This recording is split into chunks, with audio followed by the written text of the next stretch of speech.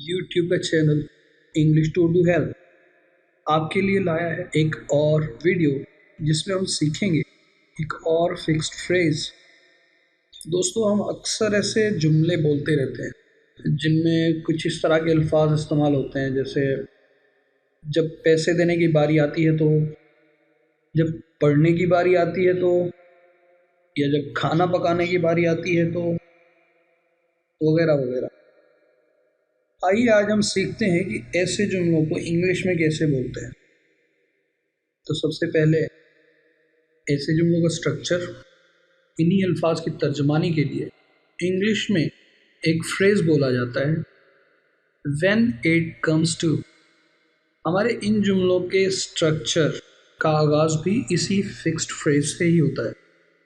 उसके बाद verb fourth form यानी आईएनजी के साथ, और उसके बाद ऑब्जेक्ट, और इसके बाद एक और सेंटेंस।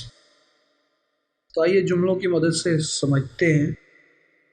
जब पढ़ाई की बारी आती है तो तुम क्यों टाल मटोल करने लग जाते हो। तो आइए इस जुमले को देखते हैं कि इंग्लिश में कैसे कहेंगे। तो इस जुमले का आगाज़ हम अपने फिक्स्ड फ्रेज से ही करेंगे। When it comes to, verb I N G के साथ दिखाना है, तो पढ़ाई के लिए वर्ड इस्तेमाल होगा studying. When it comes to studying, और हम जानते हैं कि वाई जब सवालिया जुमले के इब्तिदा में आएगा तो डू भी इस्तेमाल होगा।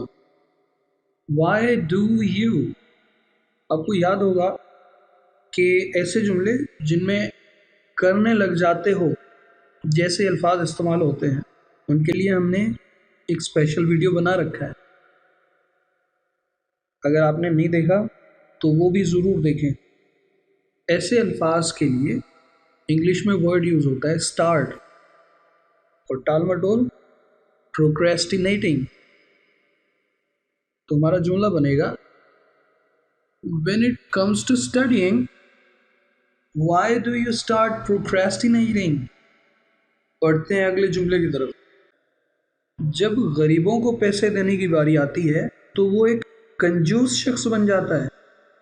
सबसे पहले हमारा fixed phrase when it comes to, verb I N G के साथ दिखाना है, तो when it comes to giving money, गरीबों को, टू द पुअर, वो एक कंजूस शख्स बन जाता है। ही बिकम्स अ माइजर पर्सन, बिकम्स बन जाता है, अ माइजर पर्सन, माइजर कहते हैं कंजूस को, तो एक कंजूस शख्स बन जाता है। When it comes to giving money to the poor, he becomes a miser person. Next sentence, जब खाना पकाने की बारी आती है तो वो रोने लग जाती है। When it comes to cooking food, she starts crying. देखते हैं एक और जुमला। मेरा दोस्त एक कंजूस आदमी है, मगर जब उसके बच्चे की तालीम की बारी आती है तो वो सखावत से पैसा खर्च करता है। My friend is a miser person, but when it comes to his child's education, he spends money profusely. That's it.